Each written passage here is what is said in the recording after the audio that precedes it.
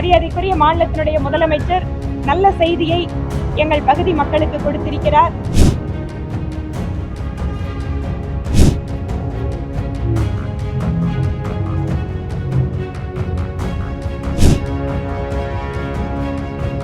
நான் இதற்காக மத்திய அரசாங்கத்திடம் பேசுகின்ற பொழுது மாநிலத்திற்கு தகுந்த மாதிரி கொள்கை முடிவுகளை மாற்ற முடியாது. திமுக பாஜக இந்த உறவு, மத்திய அமைச்சர் அந்த விழாவுக்கு வந்தது, அதை ஒட்டி எல்லாம் நிறைய RSS சார்ந்த ஆட்களை உள்ள கொண்டு வரது அப்படின்னு கேக்குறீங்க.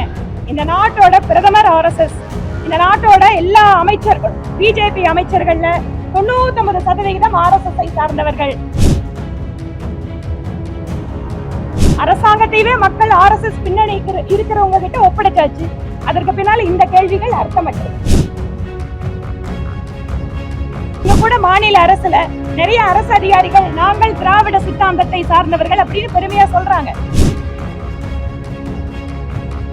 கோவையினுடைய வளர்ச்சிக்கு மட்டுமல்ல, ஈரோடு, திருப்பூர், நீலகிரி இந்த மாதிரியான மாவட்டங்களுடைய வளர்ச்சிக்கு கூட மிக முக்கிய தேவையாக இருந்தது கோவை விமான நிலையத்தினுடைய விரிவாக்க பணிகள். கோவை விமான நிலையத்தை சர்வதேச தரத்திலான விமான நிலையமாக மாற்றுவதற்கு மாநில அரசு நிலங்களை எல்லாம் கையகப்படுத்தி கொடுப்பதில் தாமதம் ஏற்படுத்தி கொண்டிருந்தார்கள். இப்போது ஒரு வழியாக நிலங்கள், தேவைப்படக்கூடிய நிலங்கள் எல்லாம் கையகப்படுத்தப்பட்டு நீண்ட நாட்கள் அந்த விவசாயிகளுக்காக கொடுக்க வேண்டிய இழப்பீடு தொகையெல்லாம் மாநில அரசு கொடுத்ததற்கு பின்பாக மிக முக்கிய காரணமாக விமான நிலைய ஆணையகம் மேம்படுத்துவது என்றால் அது இந்தியாவோட ஏர்போர்ட் அத்தாரிட்டி அவங்க மட்டும்தான் டெவலப் பண்ண முடியும். அப்படி இல்லைன்னு சொன்னா வேற எந்த பிரைவேட் நிறுவனத்துக்கு கொடுத்தா கூட அதில் மாநில அரசையும் ஒரு பங்குதாரராக சேர்க்க வேண்டும் என்கின்ற நிபந்தனையின் காரணமாக இத்தனை நாட்கள் அந்த பணிகள் எல்லாம் ஒரு தொய்வுற்ற நிலையில் இருந்தது. அதாவது மத்திய அரசிலிருந்து செய்ய வேண்டிய பணிகள். இப்போது இன்று மரியாதைக்குரிய மாநிலத்தினுடைய முதலமைச்சர் நல்ல செய்தியை எங்கள் பகுதி மக்களுக்கு கொடுத்திருக்கிறார். எப்படி ஒரு விமான நிலைய விரிவாக்கத்திற்கு நிலங்களை கொடுக்கின்ற பொழுது மாநில அரசு எந்தவித நிபந்தனையும் இல்லாமல் அதை மத்திய அரசிடம் ஒப்படைக்க வேண்டும்.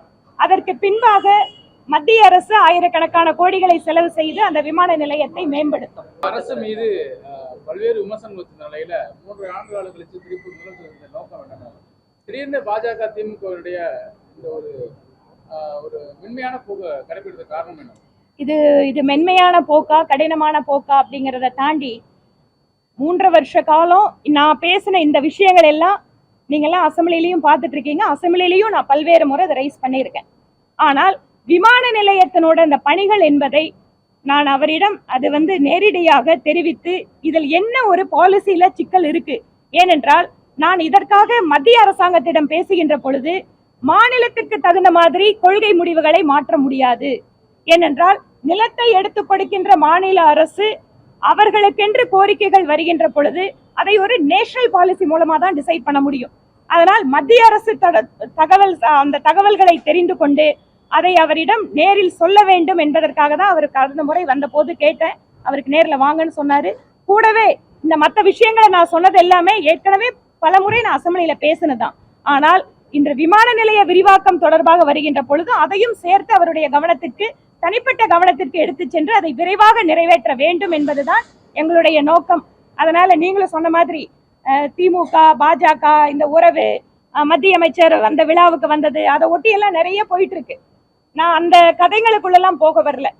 நாங்கள் எப்போதுமே ஒரு ஆக்கப்பூர்வமான எதிர்கட்சியாக மக்களுக்கு என்ன தேவைகள் இருக்கிறதோ, அவர்கள் பிரச்சனை இருக்கிறதோ அதை அரசாங்கத்தினுடைய கவனத்திற்கு எடுத்து செல்லக்கூடிய மக்கள் பிரதிநிதிகளாக எங்கள் பணிகளை எப்போதும் செய்து கொண்டிருக்கிறோம். அதனால இதுல நீங்க வேற விஷயத்தெல்லாம் சேர்த்துட்டீங்கன்னா அது உங்களோட கற்பனை. கோவை மாவட்டத்தில் மெட்ரோ ட்ரெயினுக்கான திட்டமும் அதுக்கான நிதி ஒதுக்கீடும் முதலமைச்சர் எதிர்பார்த்தாரு. அது வந்ததுன்னா உங்க தொகுதி உட்பட அந்த மாவட்டத்துக்கு இல்ல, நான் அதுவும் என்னோட கோரிக்கையில கொடுத்திருக்கேன். கோவை மெட்ரோவுக்கு நம்ம கவர்மெண்ட்ல இருந்து போட்டிருக்கிற DPR டீடைல் ப்ராஜெக்ட் ரிப்போர்ட்ல ஒரு சில ஃப்ளாஸ் இருக்கு. ஏன்னா நேற்று அதை சென்ட்ரல் கவர்மெண்ட்ல கொடுத்துருக்காங்க. இதெல்லாம் சரி பண்ணி கொடுங்க அப்படின்னு சொல்லியிருக்காங்க.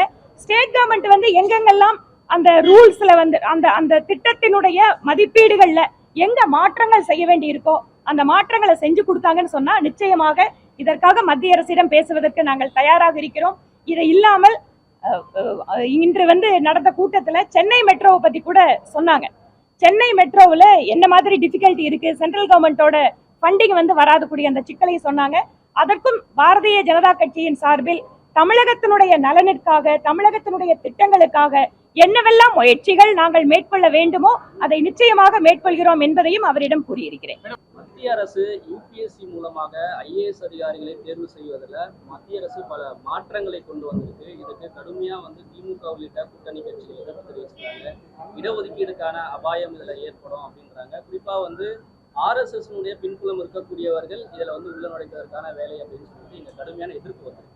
ரெண்டு விஷயம் கேக்குறீங்க. யூபிஎஸ்சி பொறுத்த வரைக்கும் அது வந்து அரசியலமைப்பு சட்டத்தால ஒரு அங்கீகரிக்கப்பட்ட ஒரு பாடி. அதுல எந்தவித காம்ப்ரமைஸ் பண்றதுக்கு யாருக்கும் எந்த ஒரு அதிகாரமும் கிடையாது. அதனால யூபிஎஸ்சி பொறுத்த வரைக்கும் அது வழக்கம் போல செயல்படும். அந்த வழக்கம் போல அந்த ரெக்ரூட்மெண்ட் நடக்கும். அதுல வரக்கூடிய ரிசர்வேஷன் சிஸ்டம் எல்லாத்துக்கும் இருக்கும். ஆனால் இதை இல்லாமல் நீங்க வந்து நீங்க வந்து எப்பவுமே ஒரு திறன் சார்ந்த ஒரு திறமைக்கு ஒரு குறிப்பிட்ட வேலைக்கு ஒரு சில நபர்களை கன்சல்டண்டா எடுத்துக்குவாங்க. அது ஸ்டேட் கவர்மெண்ட்டும் பண்ணுவாங்க. அந்த மாதிரி மத்திய அரசாங்கம் ஒரு சில குறிப்பிட்ட துறைகளில் அந்த துறையில் திறமை வாய்ந்த ஒரு சிலரை வந்து அவர்கள் ஒரு குறிப்பிட்ட காலத்திற்கு மட்டும் அதை அப்பாயிண்ட் பண்றதுக்கான ஒரு ஏற்பாடு தான். அது ஒன்றும் பெர்மனன்ட்டும் கிடையாது. ரெண்டாவது அது ரிசர்வேஷனுக்குள்ள போய் பாதிக்கிற அளவுக்கும் கிடையாது. ரொம்ப மினிமம் பொசிஷன்ல தேவைப்படக்கூடிய எக்ஸ்பர்ட்டுகளை உள்ள கொண்டு வரதான். ரெண்டாவது ஆர்எஸ்எஸ் சார்ந்த ஆட்களை உள்ள கொண்டு வரது அப்படின்னு கேக்குறீங்க. இந்த நாட்டோட பிரதமர் ஆர்எஸ்எஸ், இந்த நாட்டோட எல்லா அமைச்சர்களும் பிஜேபி அமைச்சர்கள்ல 99% ஆர்எஸ்எஸ் சார்ந்தவர்கள். கட்சியில் இருக்கக்கூடிய தேசிய தலைவர்ல இருந்து நாங்க வரைக்கும் எம்எல்ஏக்கள் எம்பிக்கள் அத்தனை பேரும் ஆர்எஸ்எஸ் சேர்ந்தவங்க. இதை நீங்க எப்படின்னு கண்டுபிடிப்பீங்க? அரசாங்கத்தையே மக்கள் ஆர்எஸ்எஸ் பின்னணி இருக்கிறவங்க கிட்ட ஒப்படைச்சாச்சு. அதற்கு பின்னால இந்த கேள்விகள் அர்த்தமற்றது. நிர்வாக ரீதியா இருக்கக்கூடிய ஐஏஎஸ் அதிகாரிகள் ஐபிஎஸ் அதிகாரிகளை அதை கொண்டு வரக்கூடிய முயற்சி தானே விமர்சிக்கிறாங்க. அமைச்சர்களுக்கான ஒரு கேள்வியில அது ஒரு ஐடியாலஜிக்கல் லெவல்ல இருக்கிறது. அதிகாரிகள் ரீதியான செயல்பாடுகள் தான் இங்க முன்வைக்கக்கூடிய கேள்வியா. கரெக்ட். அதிகாரிகள் அளவுல அவர்கள் எந்த சித்தாந்தத்திற்கு பணி செய்கிறார்கள், அவர்கள் எந்த சித்தாந்தத்தை தனிப்பட்ட முறையில அவங்க ஃபாலோ பண்றாங்க அப்படிங்கிறதுக்கான அளவுகோல் வந்து எங்கேயும் அரசு பணியில இல்ல. இங்க கூட மாநில அரசுல நிறைய அரசு அதிகாரிகள் நாங்கள் திராவிட சித்தாந்தத்தை சார்ந்தவர்கள் அப்படின்னு பெருமையா சொல்றாங்க. ஒவ்வொருத்தருக்கும் அவர்களுடைய சித்தாந்தத்தை பின்பற்றுவதற்கு உரிமை இருக்கு. ஆனால் அது அவருடைய பணிகளில் அவர்கள் அந்த பணிகளை நேர்மையாக மேற்கொள்கிறார்களா என்பதுதான் முக்கியம். இதுபோன்ற செய்திகளை மேலும் தெரிந்து கொள்ள எங்களது யூடியூப், ஃபேஸ்புக் மற்றும் ட்விட்டர் ஆப்களை சப்ஸ்கிரைப் செய்யவும்.